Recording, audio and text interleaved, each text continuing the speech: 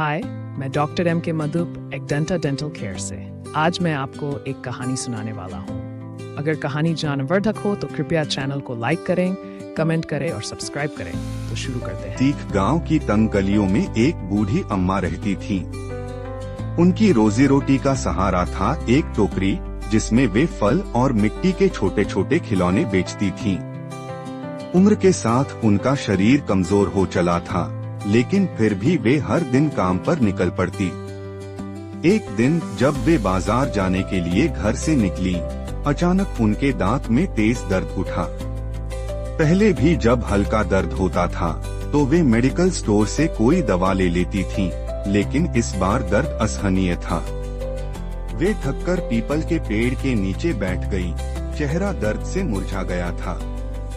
राह चलते किसी ने देखा और सलाह दी, अम्मा, आपको डॉक्टर के पास जाना चाहिए। एक दंता डेंटल केयर में अच्छे डॉक्टर हैं। अम्मा किसी तरह वहां पहुंची। डॉक्टर मधुप ने उन्हें प्यार से बैठाया, हाल पूछा और फिर उनकी जांच की। एक्सरे देखने के बाद वे गंभीर स्वर में बोले, अम्मा, आपका संक्रमण बहुत बढ़ चुका है। आपने पहले ध्यान क्यों नहीं दिया? अम्मा की आंखें भर आईं। वे धीरे से बोली, बेटा, मैं गरीब हूँ, रोज कमाकर ही खाती हूँ। डॉक्टर के पास जाने का समय कहाँ मिलता? डॉक्टर मधुप ने मुस्कुराकर कहा, अम्मा, बीमारी अमीर गरीब नहीं देखती, नहीं यह देखती है कि आप कितने व्यस्त हैं।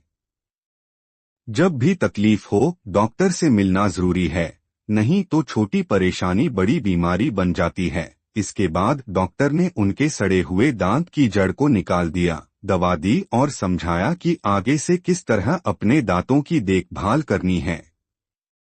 जब अम्मा ने अपने झोले से कुछ सिक्के निकाले और डॉक्टर को देने की कोशिश की तो उन्होंने मुस्कुराकर मना कर दिया।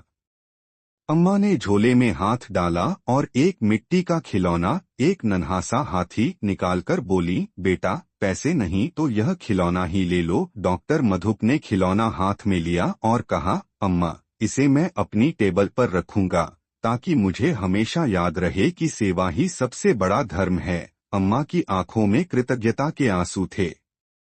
वे खुशी खुशी घर चली गईं और डॉक्टर मधुप भी संतोष भरी मुस्कान के साथ मिट्टी के खिलौने को देखते रहे।